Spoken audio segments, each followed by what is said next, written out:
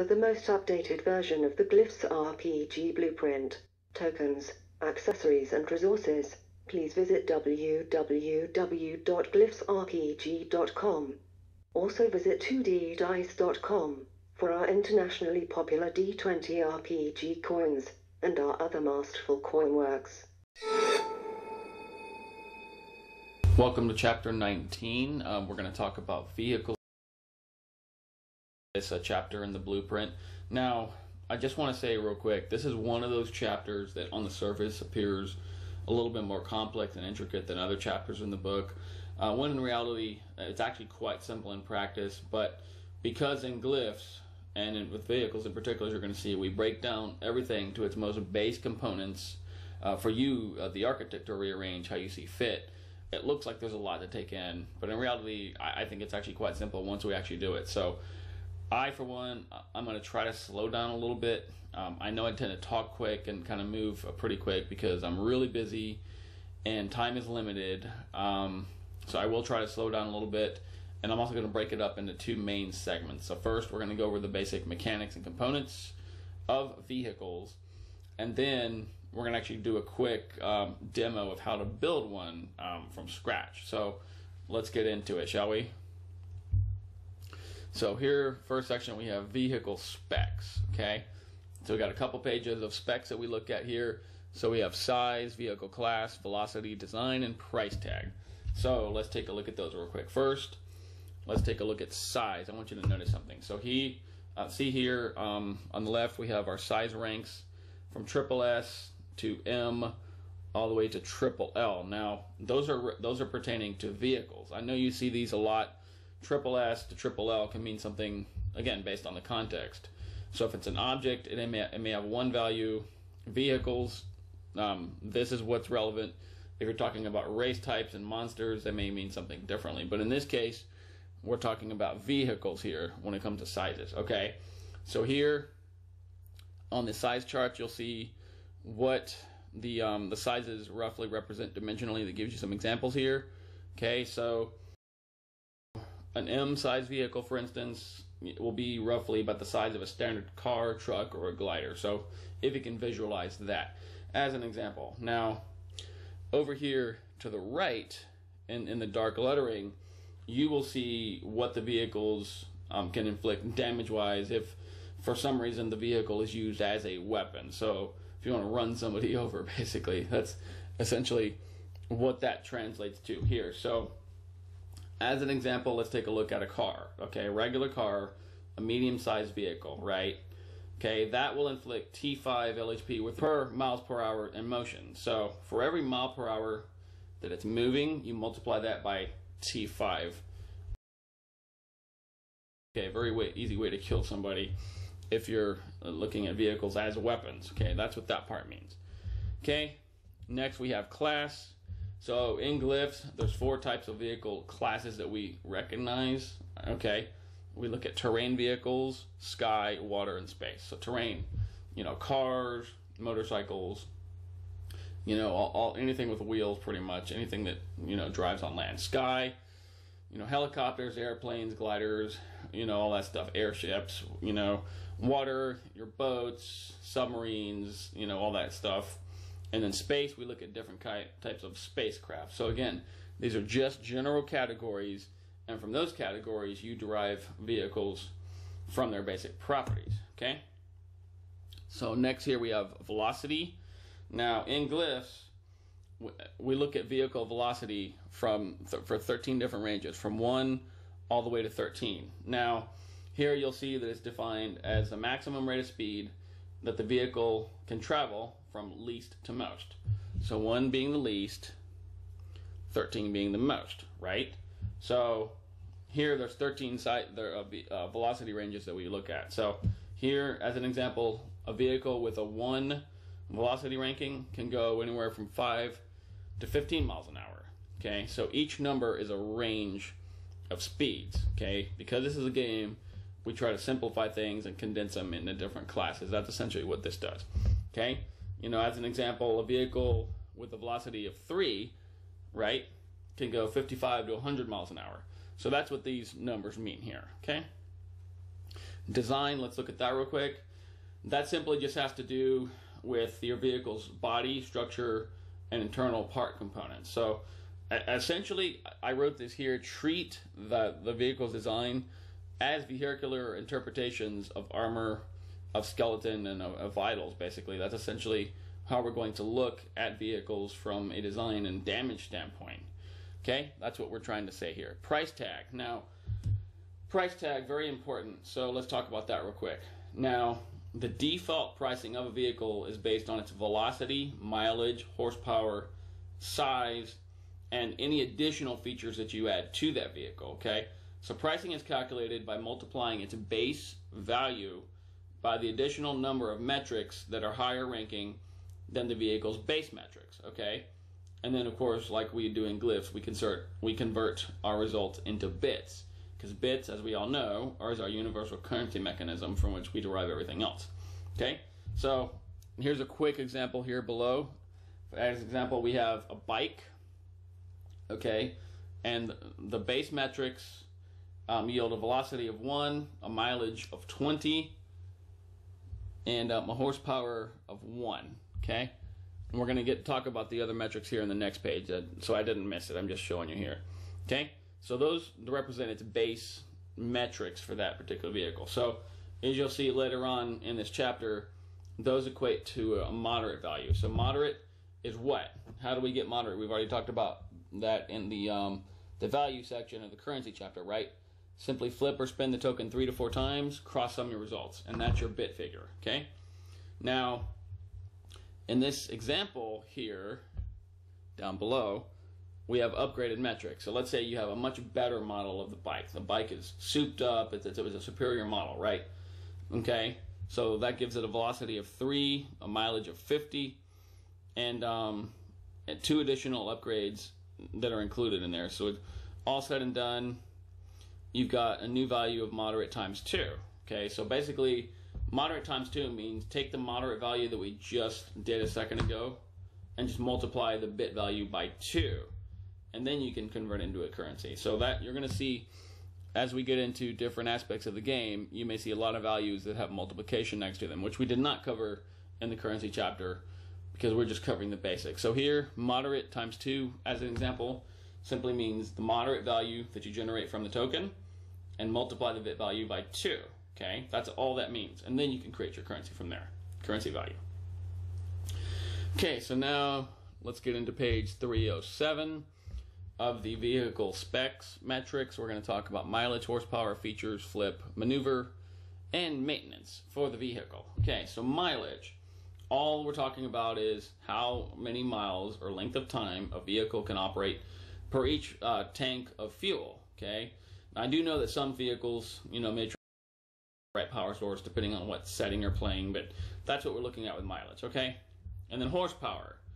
Okay, very important metric if you're really tracking your vehicles. Okay, so by definition, in Glyphs at least, horsepower means the number of instants it takes to reach your vehicle's maximum velocity from least to most. Okay, so here in horsepower we have the different ranges and the different values here. Okay, so 1 HP or 1 horse takes 8 instants, right, to reach its maximum velocity. So about 8 seconds, roughly. Okay. Now again, this is in-game. Scientifically, you may choose to prove otherwise. This is just for in-game practical purposes, is the reason I have them defined the way I do. Okay? So all you engineers out there, don't come at me like, oh, you're off by just a little bit, because I really don't care. This is strictly to make it easy for you to handle the game better. Okay? That's why these numbers are the way they are.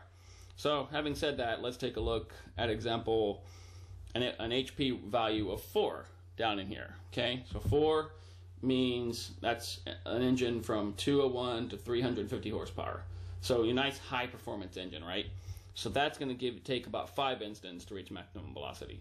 So you get the idea with horsepower, okay? Take a look at it at your leisure and see where the numbers come from and what kind of vehicles you could probably derive from that, okay? Next we have features. Okay, so real quick, features are simply, special equipment, or upgrades that your vehicle has that make it perform better, that make it deadly, and all that crazy stuff. And we have a list here shortly we're going to get to that gives you some default feature upgrades, okay? The next metric here for vehicles is flip, okay, the flip ratio, okay. So what that does is simply determine how easy the vehicle can capsize. So flip over depending on your condition. So that's used, you know, if you're making very sharp turns, weather, you know, wavy waters, tremors, wind, you know, very extreme conditions. So if the architect is giving a scene like that and the character is driving a vehicle, then they can account for the flip ratio, which is done as a percentage here. So if the player fails the challenge, then the vehicle would flip and capsize. Okay, very simple. That's one way to look at it. Okay, so next we have maneuver. Okay, so maneuver rank is from 1 to 5, and all that means is simply the ability to execute a very swift maneuver. Okay, now why would you want to do that? Let's say you're driving and this moron from the other side of the road is driving in the wrong lane and he's heading towards you. You need to dodge out of this guy's way, right? We all know that happens all the time. I've seen it in real life many times, believe it or not. But that's essentially what we're trying to reflect in that metric, okay? So from 1 to 5. So I like to think of it more as an evade value, okay?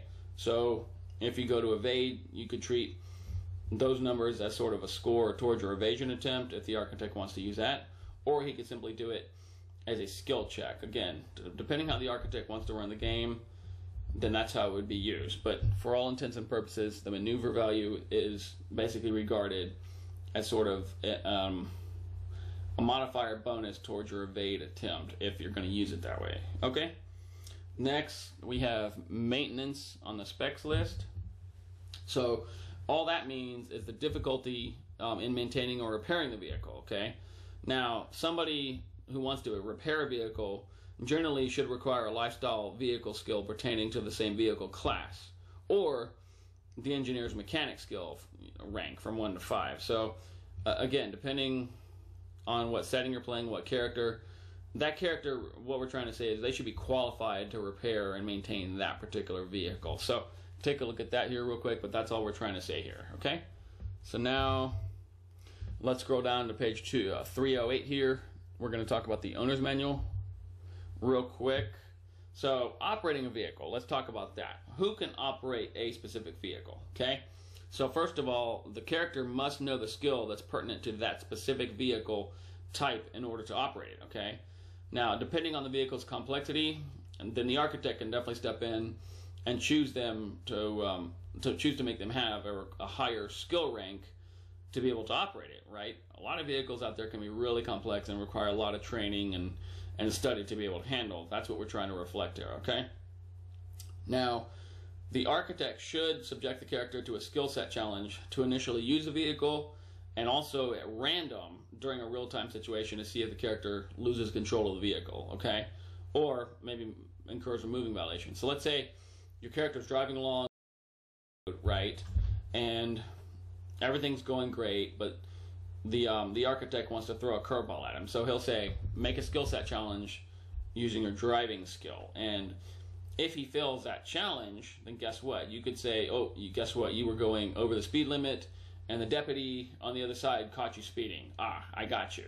You could do that, or you could say, you know what? You failed your skill set check with driving the vehicle, and guess what? You crash into the sidewalk, into the fire hydrant, right?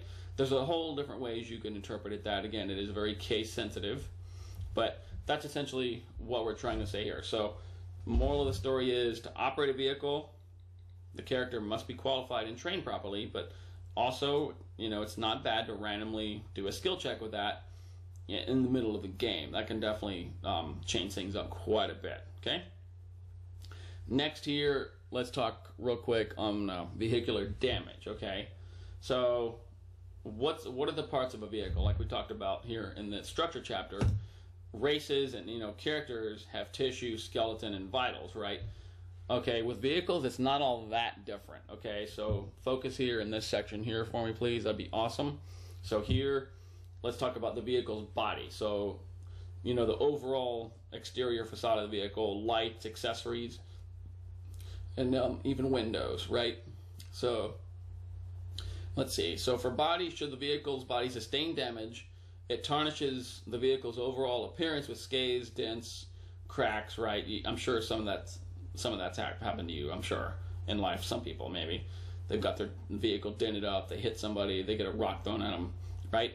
Okay, so more so, the vehicle structure and parts could be compromised if the body gets damaged enough, right? If somebody's armor gets damaged enough, their body could take damage. Same principle. So basically, I personally like to consider the vehicle's body as a form of armor against external forces, okay, and that's in there. Now, by default, each bodily section of the vehicle can be interpreted to have a separate set of AHP, right? So treat it, okay, even if it's low hit points, that's fine, but regard it as armor with different sections, okay? The door may have a set of hit points, the hood may have a set of hit points, the rear and the top of the car and so forth. So again, visualize it like a set of armor for damage purposes, okay? Next, we're going to talk about structure here, the vehicle structure. So the frame, the axles, tires, masts, wings if it applies. So structural components that affect the vehicle's movement, right? That's what we're talking about here. Now, if in the event a structural component is damaged, then the vehicle's speed and maneuverability become compromised. Obviously, right? Makes sense. So each structural component can be interpreted to have an individual set of AHP, which I recommend because AHP is localized, right? By section, just like we do with armor. Now, depending on the intensity or structural component that gets destroyed, the vehicle can be rendered inoperable, it can't move, right? Even localized, but overall still functional. So if the axle blows out, you're not going to be able to drive, but overall the vehicle is still very functional, right? That's what we're trying to say here. Okay? Now let's talk about parts. So parts, okay, so we're talking about the vehicle's engine or other, major components that are necessary to function, right? So the engine and all the mechanical entrails inside of the vehicle is what we're talking about. So it's internal parts, okay? So parts allow the vehicle to power on and function, okay? Now, if in the event a vehicle's internal parts are damaged, in most cases, the vehicle just won't work at all and won't even turn on, right? Or just not going to function whatsoever until it's repaired, okay? Now, each internal part should be interpreted to have an individual set of AHP, just like, people's organs also have LHP. Same principle we're trying to apply here. So consider parts as vitals is what we're trying to say, okay? Now, here, you have something interesting. So it is kind of part of the vehicle, but it's really separate. We're talking about passengers, so the people inside the vehicle, right? That's the whole purpose of a vehicle, is to transport personnel of some kind, right?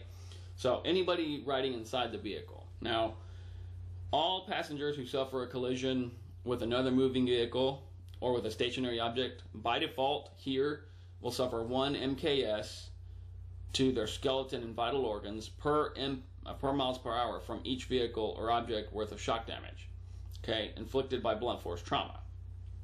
Okay, furthermore, damage to be inflicted is multiplied by the difference in vehicle sizes. So don't get in any car wrecks is what we're trying to say here, okay? Take your time, read through this, get familiar with the specifics here, but that's essentially covers it, okay? Now let's scroll down here to page 309. Let's talk about special maneuvers real quick. Now, like we talked about earlier,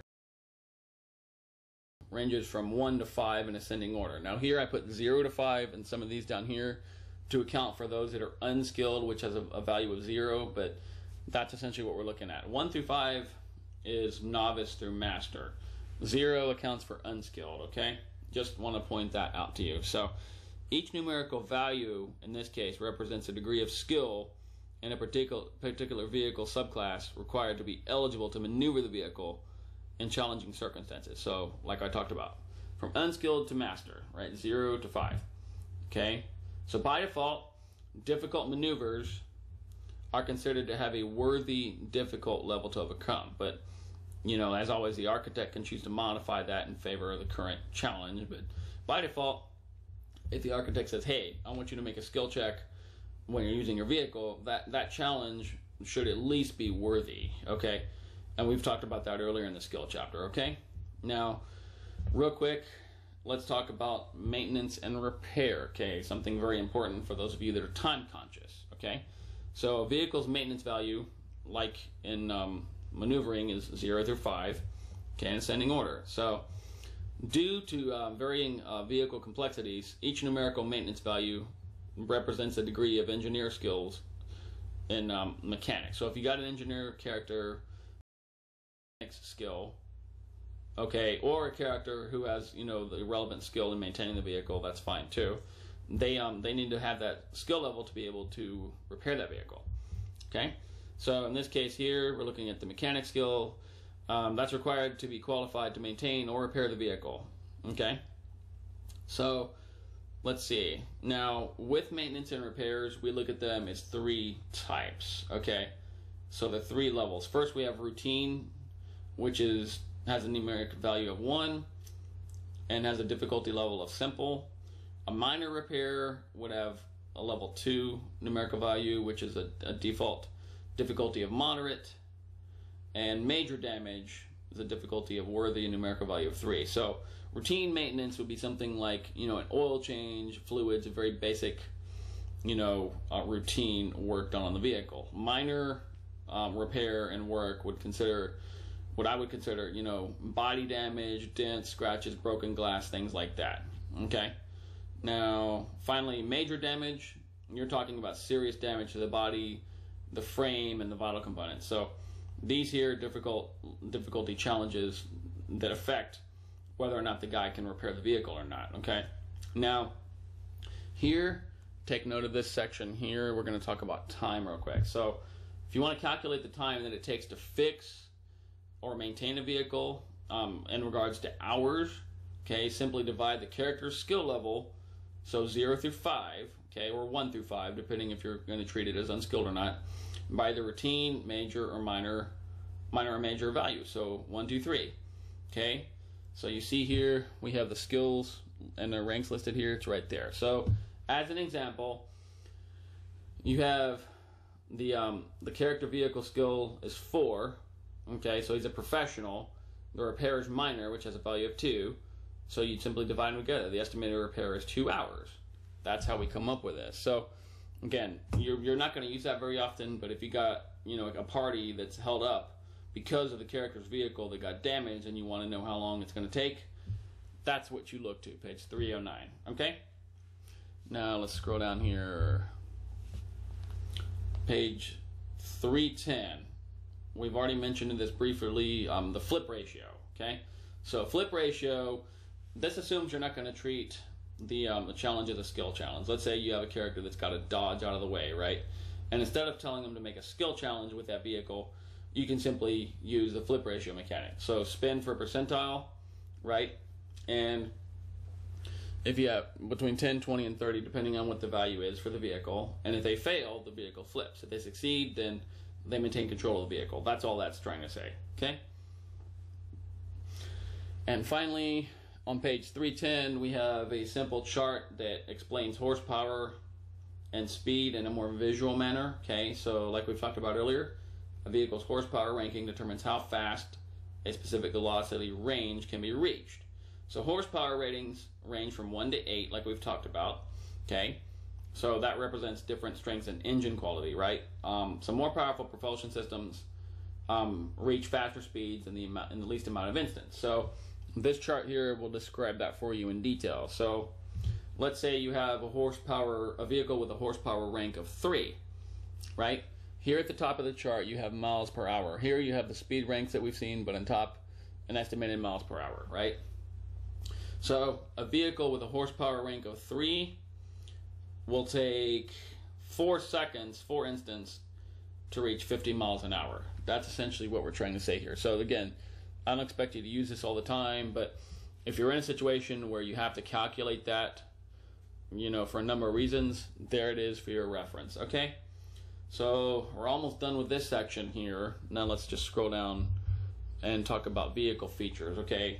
So on 311, you'll see a page that's got some default upgrades for your vehicle. So everything from force fields, warp drives, cloaking technology, lift kits, bumpers, winches, snorkels, catapults, I mean all kinds of craziness here. Obviously, you can add and create your own. These are just here for defaults to save you time. Okay, and here you'll notice the recommended value for each. So for a force field, you should price that as expensive. Okay, how do we get expensive? Simply, let's see, it's expensive. Spin or flip the token, 5 or 6 times. Cross sum your numbers, get your value, convert it into which is your bit value, and then convert it into currency. Right. So each of these has a value that's recommended and a small description of what each of them does. Okay, so if you need to, if you're creating a vehicle, take your time and look at that chart to make your vehicle even cooler. That's awesome. Okay, so that's pretty much all there is to it for the first section of this tutorial. Okay, next we're going to talk about vehicle classes and their functions. So stay tuned here shortly.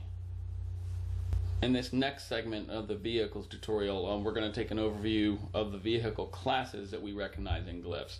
Okay, so just scroll down here with me, and let's talk about the first class. So vehicles, here we're looking at terrain vehicles, right? Cars, dune buggies, siege vehicles, all that crazy stuff, tanks and horses. Okay, so here's a brief description of what we're talking about here. Now, I want you to note something here. Now, here, a very important note. So, since horses are likely to be the most common form of mounts used in a campaign, in most fantasy campaigns at least, then the default metrics for horses, from a vehicular standpoint, are in the X1 column. And we're going to look at the columns here in a minute just to see what I mean. Okay? So just want to point that out. Is anything that moves on terrain. Okay? So here, let's take a look at our columns of vehicle classes. So first we have bikes. So bicycles all the way through motorcycles, okay? Anything that operates in that manner. Okay, mounts. I intended to be horses, and in most cases they will be horses, but really you can create any creatures that you want to that it functions like a mount, but for all intents and purposes, a mount is basically a horse, so the most primitive kind of vehicle. That is listed here. Finally, cars, here, any variation of car that you can think of, and siege vehicles. So a siege vehicle is a tank, personnel carrier, something that's very armored and heavy for, meant for war. Okay, again, very broad term that I'm using because ultimately it's up to you to create your vehicles from the very base set of components. That's the whole purpose of this. Okay, so let's take a look at cars. Let's see. So cars. Here, we're going to take this column and break it down a little bit, okay? This chart here. So cars, we have a set of values here. So velocity values for cars, we can do 2, 3, or 4. So depending on what upgrade you get, you can go from velocity 2, 3, or 4, okay? So very important here. All of these, every vehicle class we're going to look at is going to have 3 subcolumns which represent an upgrade. So X1 in any column is your base model of anything, okay? X2 is an upgraded model. It's got more, more kick in it and so forth. X3, by default, is the most powerful upgrade that you can get as far as metrics go, okay? That's what this means here. So cars, as an example, the most base model car, okay, has a velocity of 2. It can go 200 miles before it runs out of gas. It's got 2 horsepower value. Size is S. The armor that it acts as far as its body goes, is light armor. Okay? And so depending on what material you're using, that's up to you, but basically functions as light armor. And there's no elevation in depth because it's a car. And the price tag here at the bottom, all these have recommended price tags. So for car is priced at moderate. Okay? Times the number of metric upgrade ranks. So metric upgrade ranks are right here. X1, X2, X3. All of these have X1 through X3. That represents your metric upgrade ranks, okay? So let's say I want a better car.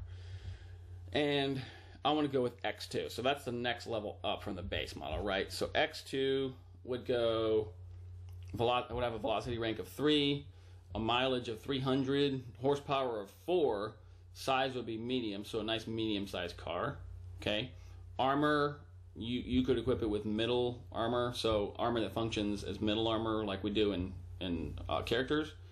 And in this case, the moderate value you see here will be multiplied by 2, your bit. So that's what we're looking at here. Now, same applies to everything we're going to look at. That's how we look at these charts. Okay.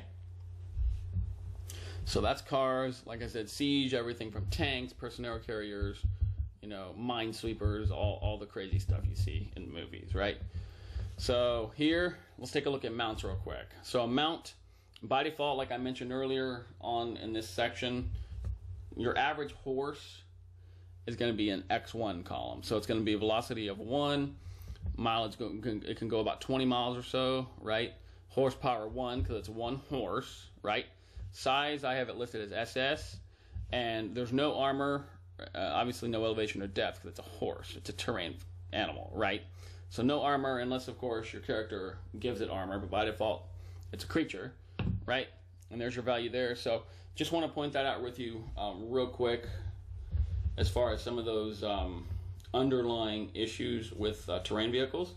Okay, so now you know how to read the columns, how we price things, and how we upgrade things. That's one I wanted to show you here. Okay, so next in line we have water vehicles. Okay, pretty obvious. So submersibles, any kind of submarine you can think of, right? Boats, anywhere from teeny tiny dinghy boats all the way to big sailing ships and carriers, right?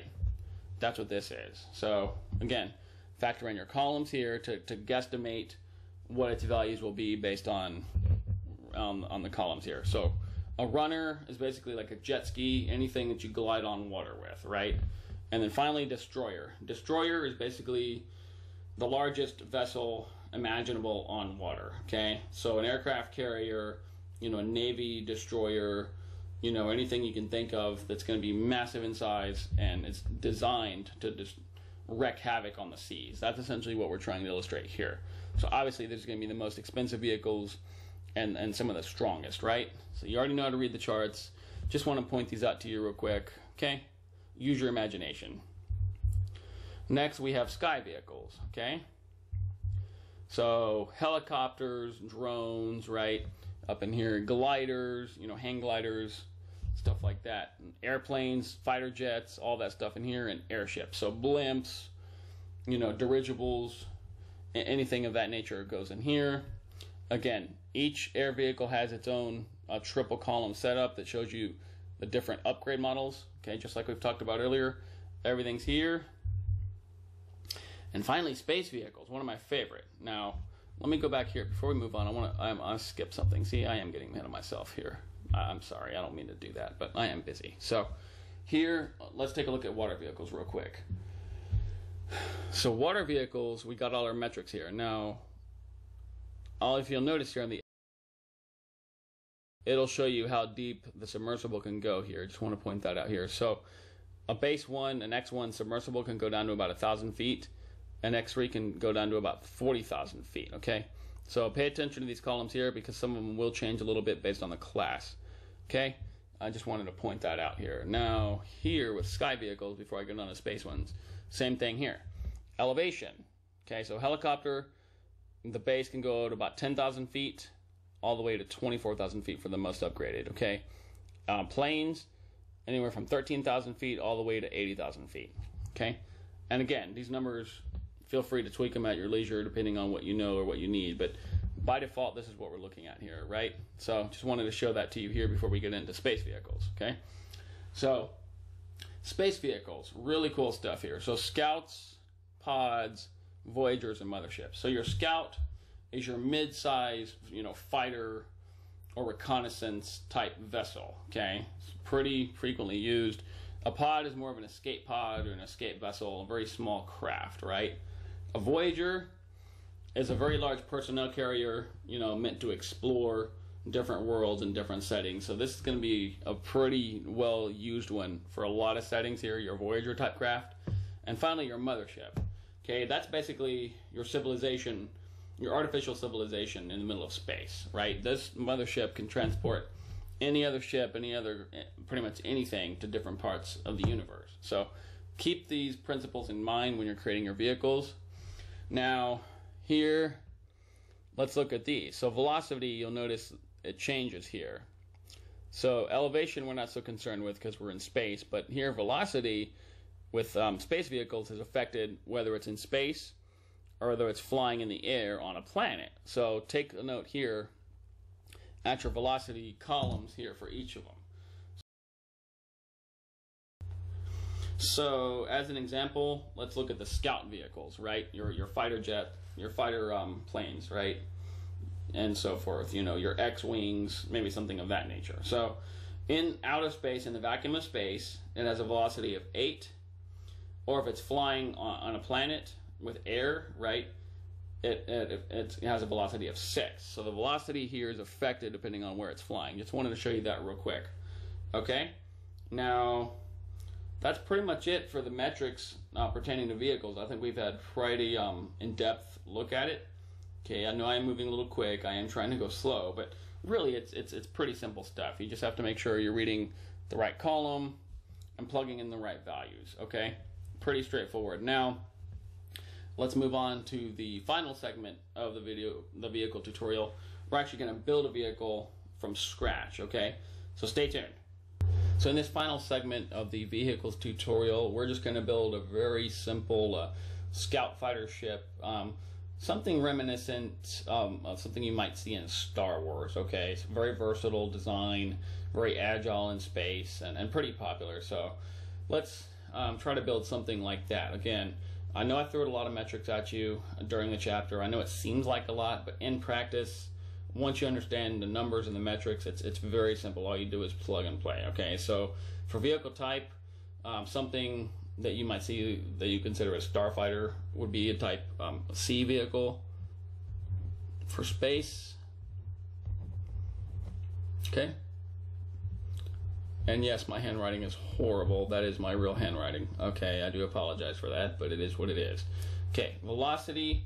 Okay, now again, I'm doing this very clinically, and I'm simply drawing from the columns here that are on the book just so you can see what I'm doing. I'm going to regard that as an X1 vehicle, so a very base model fighter ship. Okay, so velocity is in space is 8. If it's flying through air, it's 6. Okay, mileage is 5 million. So it can travel 5 million miles through space before it finally runs out, right? Horsepower is a base rate of 6. Size is S, just simply plug it in. Armor, for the material, okay, this vehicle can have medium armor by default. So let's say it's medium titanium armor. Let's give it titanium. So its body, its shell, I guess you could say, is going to be made of titanium, a medium grade.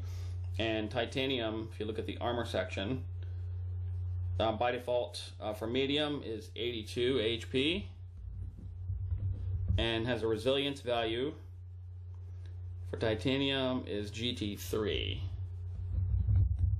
So pretty strong stuff. It's got 82 hit points worth of armor in its section, so it can take a lot of abuse, and only a great weapon of intensity 3 can damage it. So this guy here has got pretty strong armor in and of itself. Elevation and depth. Take a look at that here. Now again, elevation only applies if it's in the skies, right, on a planet. Otherwise, it doesn't really apply in space, obviously. So elevation, depth. Okay, in this case, it doesn't matter. Price tag. Okay, now let's talk about price for a second. Very base price and work our way up based on the kind of gear this guy has. Okay, this is what I want to show you. So price tag by default is exclusive times the number of upgrades it has here based on its column. So it's X1, right? So I'm going to do the numbers in a second. Just bear with me because I want to add some upgrades here, okay? So I'm not going to add all these. I'm just going to show you just so you can calculate this. So base, the very absolute base model of this vehicle is expensive. I'm sorry, exclusive times 1. So the very base version of the starfighter type vehicle is exclusive times 1. Now let's add some weapons to it. Okay, so now here, if you'll notice, I got this on hand. This is very nice to have for this very reason, because sometimes you will need to reference a few things to get it right, but overall the referencing process is nice and minimal in my system for the most part. Okay, let's take a look at upgrades. What do I want to give this guy? Let's give it let's give it a cloak. Let's give him the ability to become invisible. So that's, and that's on page 311. Page 311 has the default vehicle features. Okay, and cloak is priced at exclusive. Okay, and let's give him some weaponry, obviously. So let's give him fully automatic laser blasters, okay?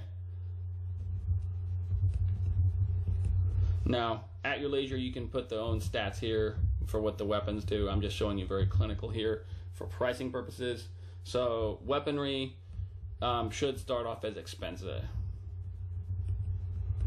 Okay, so we have the base model is exclusive for pricing. We have the cloaking ability, which makes it totally invisible, is expensive.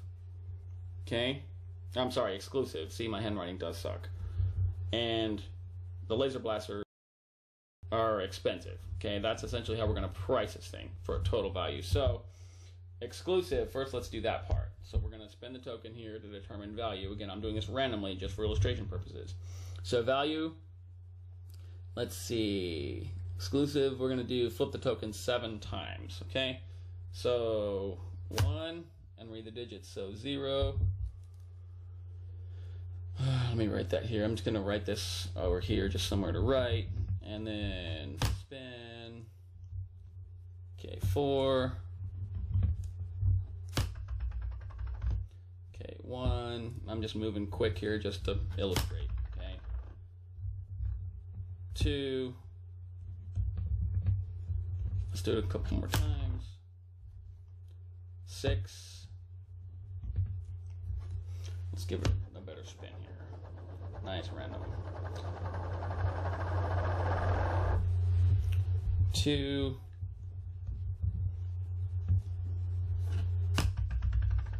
And 6. Okay, so base value, okay, 1, 2, 3, 4, 5, 6, 7. So the 0 doesn't count here. So let's scratch that off because that was the first number. So 0, so base value, we got 412626 bits. So 412626 bits. That's what this thing is worth base. I'm going to write that here. So 412626 bits. So the base price tag of this bad boy is 412626. So 412,626 bits. Okay, these are bits we're talking. Price for this vehicle.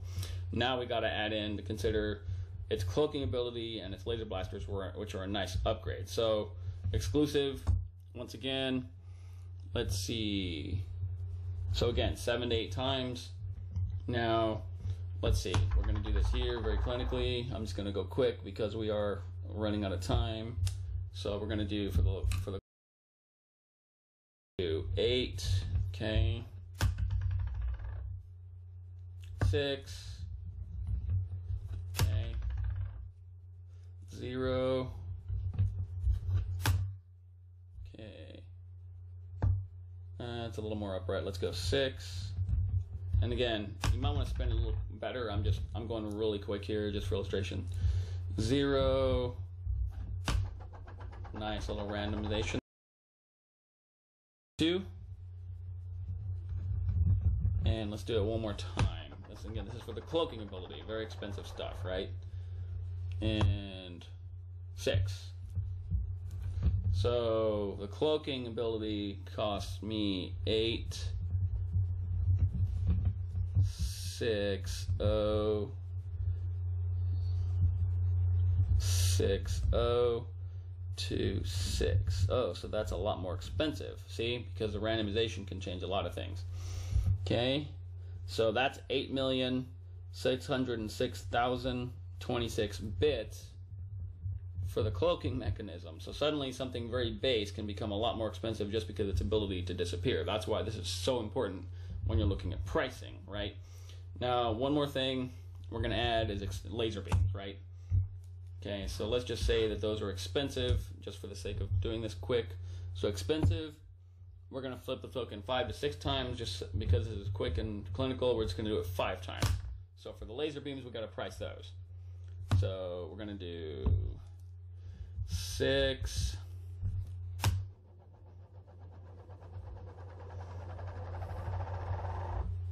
0 8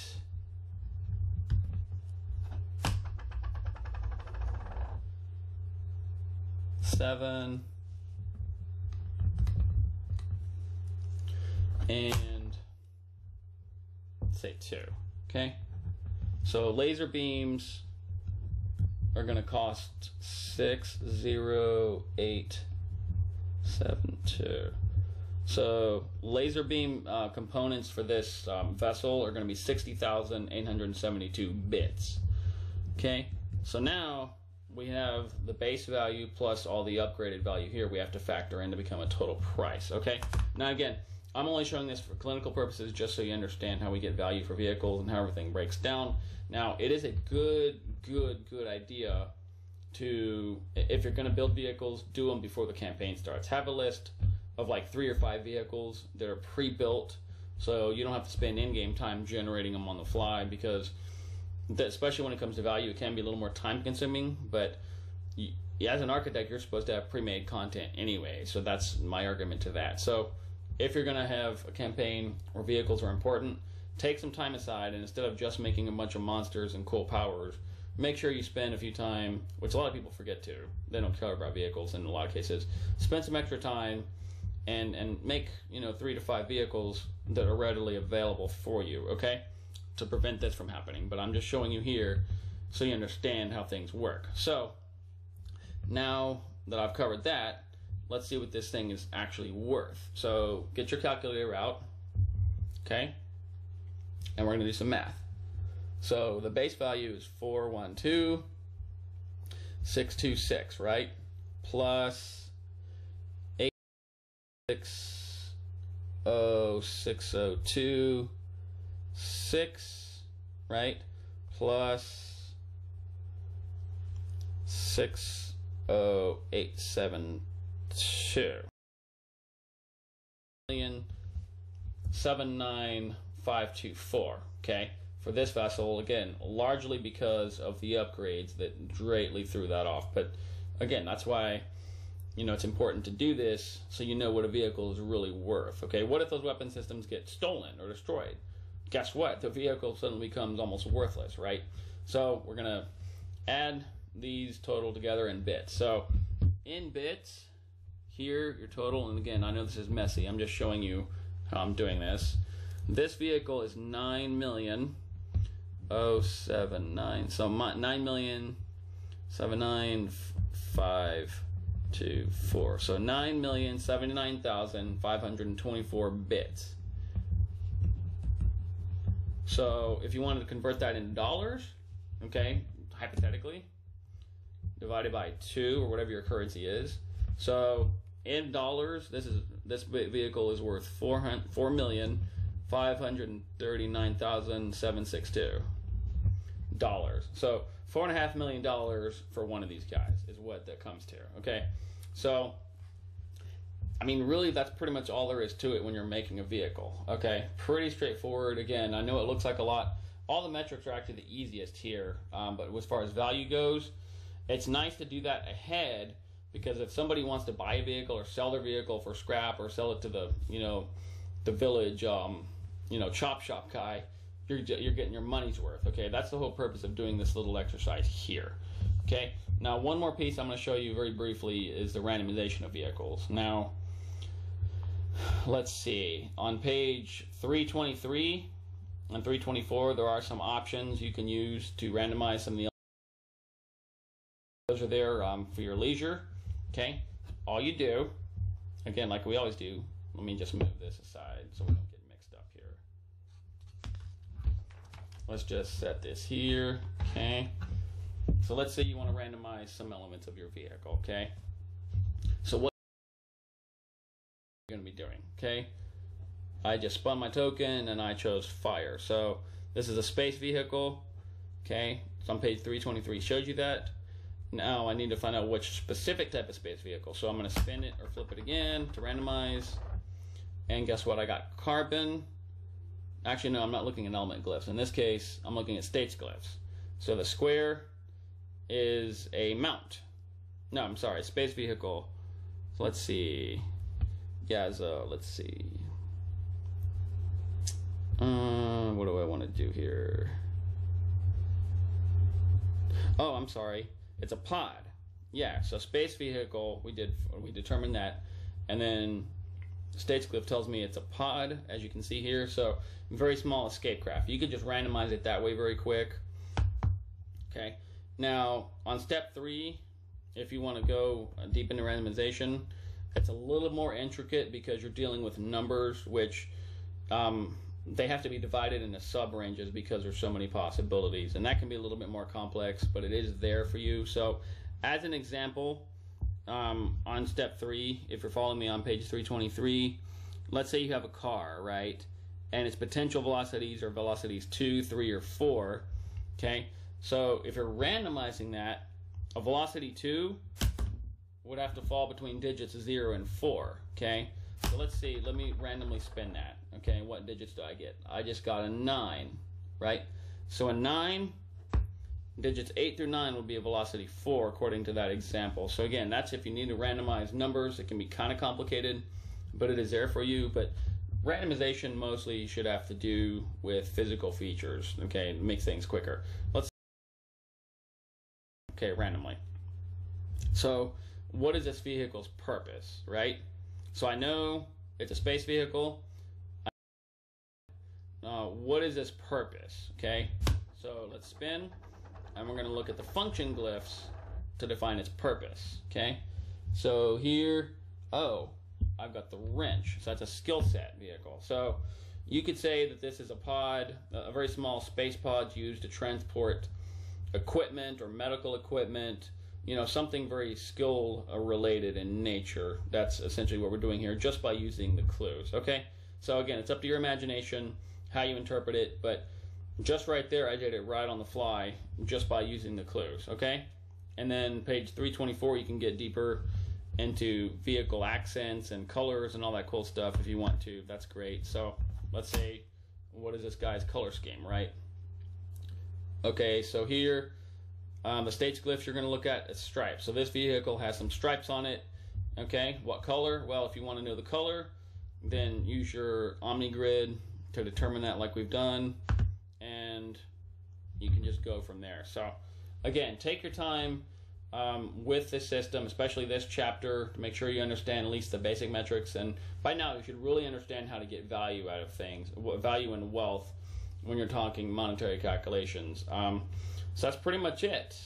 Take your time with it, experiment, and like I said, with vehicles, I know a lot of people in a lot of games, they like to have them readily made for them, or they just don't spend time with vehicles. They're focused more, at least from my observation, on character development and killing stuff. It's good to have. It's a good idea to have a few on hand. I mean, even a couple of each class wouldn't be a bad idea if you have that kind of time. So that's all for today. Thank you for joining me, and let's move on to the next chapter.